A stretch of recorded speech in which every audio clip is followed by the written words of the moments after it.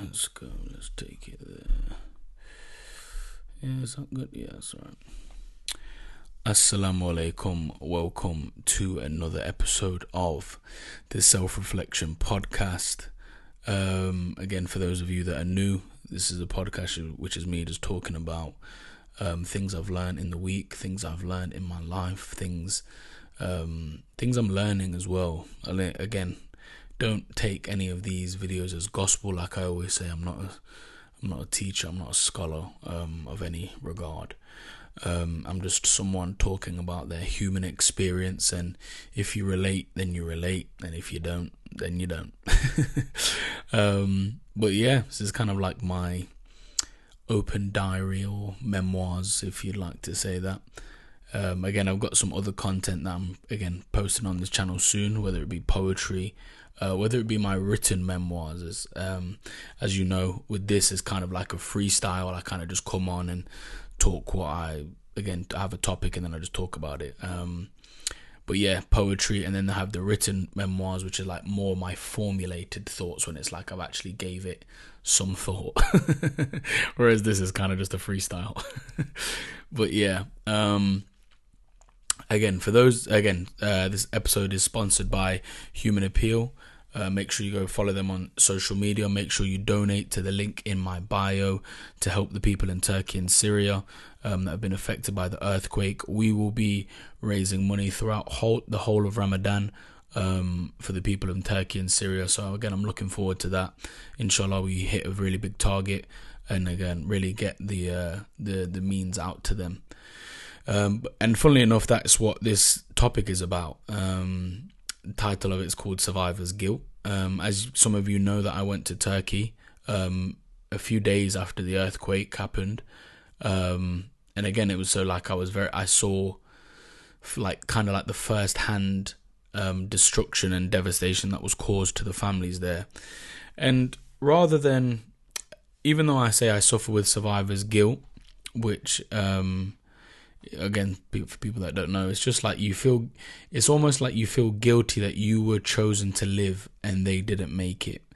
And sometimes you just feel like, why did I make it? Why was I chosen? Not chosen, but you know what I mean. And you can feel kind of sorry for yourself with survivor's guilt. You can feel sorry for yourself, and you make the situation about yourself. People died in that earthquake in Turkey and Syria, and here I am talking about having survivor's guilt.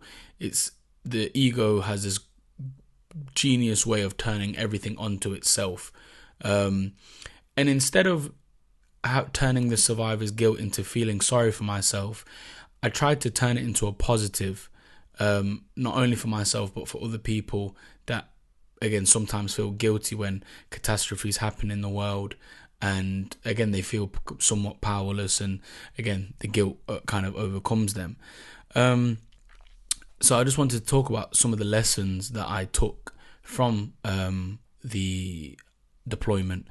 So I'm going to talk about two reflections mainly, and again, I'll have loads throughout Ramadan as well, like just slowly unpacking them. But the two that I've unpacked the most in my brain and in my thoughts is, one thing I learned when I was out in Turkey is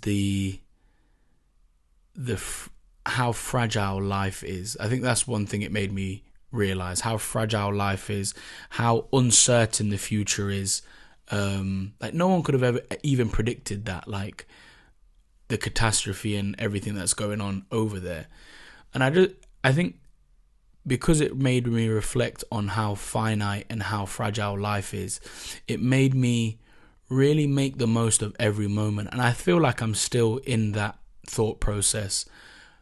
I try to focus on every moment, and I try not to let any moment pass me by that's important, because all moments are important. No other moment is more important than the other. Life is just a continuous string of moments. That's all it is. It's just made up of moments, little moments, big moments, but they're all moments.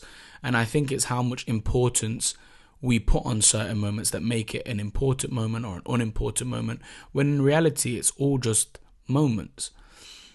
And when you start to make every moment matter, I believe you start to live a more fulfilled life. For example, I had the thought of, if I said you could have a cup of tea with a loved one that you've lost, what would that tea look like? What would that cup of tea look like to you? You would probably go out and fetch the finest set of teacups that you've ever had in your life. You'd probably spend the most time making the best tea of your life.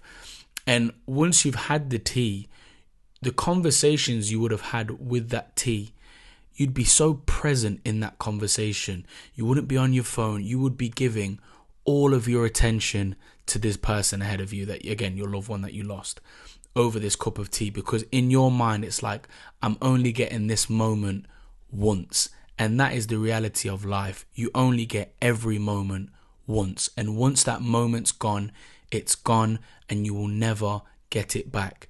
Every time you see your mum, every time you see your brother, your sister, your auntie, your wife, your husband, whoever it is, you don't know, that could be the last moment you spend with them. And you need to start treating every moment like it's their last, because for one of them, it will be. There will be a last time that you see your mum. There will be a last time that you see your brother. There will be a last time you see your sister, your spouse, whatever, your dog, I don't care. There will be a last moment when you see that person. And instead of living in regret of, I wish I was more present when I, again, had conversations with my mum. I wish I was more present when I had this conversation with my dad. Stop waiting to regret. Live in the moment now. Live it to the fullest. Everything in your life, do to a level of ihsan, excellence, because, again, in all shapes of life, again, I'm not just talking about it in a morbid way in terms of someone dies in your family and you can have one last tea with them.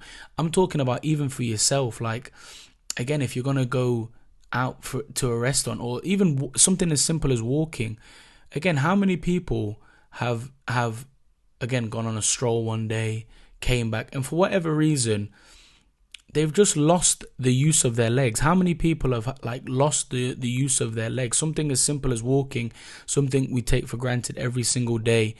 And there's people that would die, literally, or kill to have the ability to walk. And yet here we are just out here strolling. Even when you're more mindful of these things like walking, breathing, eating, having a roof over your head, all of these things, once you can become more mindful of all these small blessings, actually they're not small blessings, they're actually enormous blessings. The only reason why we deem them as small is because we've had them since birth, and now they've just become, this is part of life. Of course I can see, of course I can walk, of course I have a roof over my head. What is this of course? Where does this entitlement come from? Who said that you will always have the ability to walk, always have the ability to see, hear, live, breathe, all of these things, all of these blessings, these huge blessings are borrowed from Allah, and at any moment He can take them back. So even when you become more mindful of these great blessings, these huge blessings, it will allow you to live a more fulfilled life and appreciate moments that you could have never dreamed before. So that was the first kind of reflection I had, was just, again, making the most of everything. They really, subhanAllah, the things I've seen out there, it really just made me appreciate a lot of things in my life. And sometimes I forget, and then verily man is forgetful. I forget and I go back into my heedless ways and I start doing whatever, and then I'm ungrateful for certain things. My Uber Eats took 20 minutes longer than it should do, and here I am waiting for the bloody the bike driver to come around, because I'm like, what's taking you so long? When in reality, again, it wasn't that deep. It was 20 minutes and now I can eat my food later.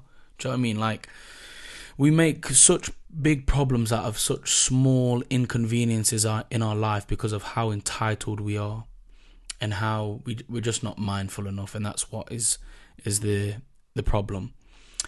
I think another thing it's kind of made me reflect on is just death in kind of itself, and about not having time to waste.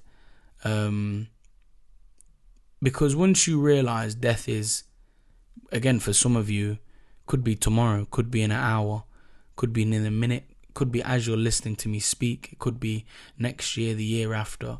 But it's just a thought that it gave me was just, we don't have that much time left. And living with a mind like I have, death is always on my mind, and death is always a possibility for me at any given moment.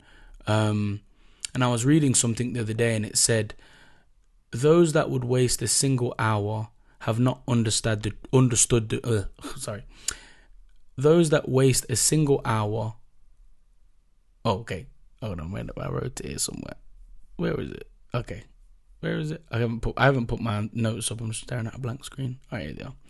Yeah, so it said, those that would waste a single hour of their life have not understood the value of life. And subhanAllah, again, seeing what I saw in Turkey, how imminent death was and how fragile life is, it just made me realize, like, we don't know when our number's going to be called. We don't know when it's going to be our time to go. So it's like, why do we feel like we have so much time to waste? We have the people that are going to live to 80, 90 and die of old age, even you only have a few more years left. Half of that time we spend sleeping, the other half, the half of our waking moments we spent working, eating, stuck in traffic, watching Netflix. Where are you fitting time in for yourself to develop yourself, your spiritual self, better society, help people? Where does all this fit in if your time is so occupied in all these other things? And even then, the time we do have that has been allotted to us by God, we're just wasting away. And I feel it for myself as well. I waste so much of my time watching Netflix. That's my biggest thing. I enjoy watching movies, and yes, if you enjoy something, you can indulge in it. But I take it to a whole nother level. I can watch when series comes out, like let's say Squid Game comes out, or I don't know. Right now I'm rewatching The Sopranos because it's a great show. But I'll watch 7 episodes back to back. That's 7 hours just gone like that. And subhanAllah, it's. I try to be mindful when I'm watching it. I try to tell myself I'm getting lessons from it, but in reality, I'm just wasting my time. And I have so much. There's so many other things I should be doing, other things I even want to be doing as well. I want to travel more, and I have the ability and the means to travel, but I'm not doing it because, again, I don't know why. I'm just wasting time, and I put it off. Oh yeah, I'll go away next week, or I'll do this again. Who told you have next week? SubhanAllah. And it's just, again, I feel like I'm in a state now where I'm just always trying to rush to do good.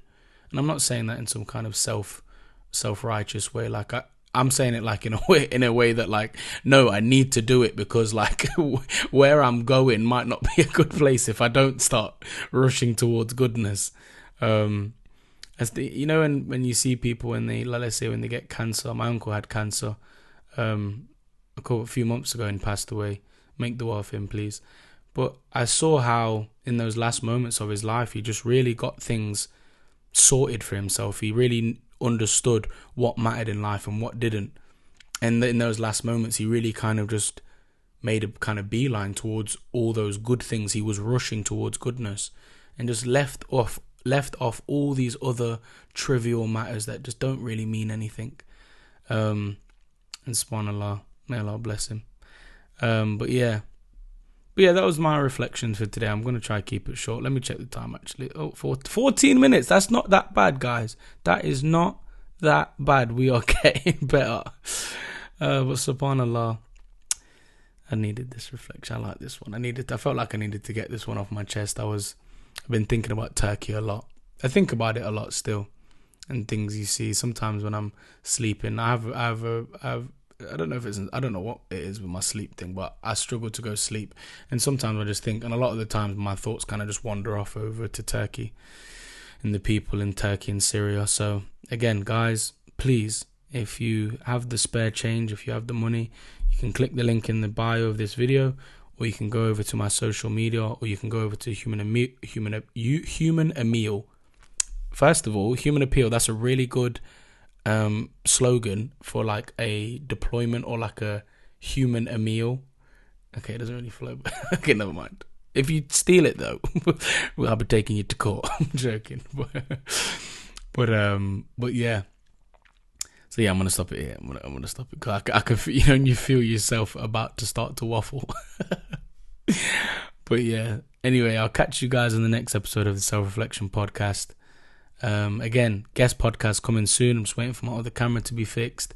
Again, I'm doing this all myself because I feel like that will be the most authentic version of the podcast that I can give to you, and I feel like you guys deserve it. So yeah, Assalamu alaikum. Make sure you follow Human Appeal. Make sure you follow myself. Make sure you donate. Assalamu alaikum.